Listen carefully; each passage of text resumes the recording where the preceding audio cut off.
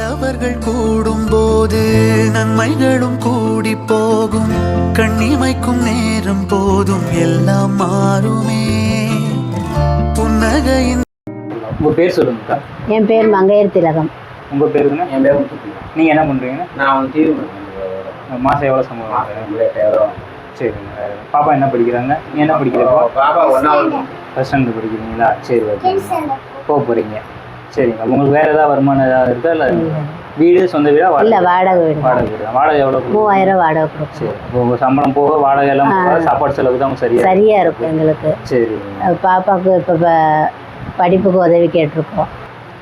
நானும் என் கணவரும் தவள மாற்றுத்திறனாளி.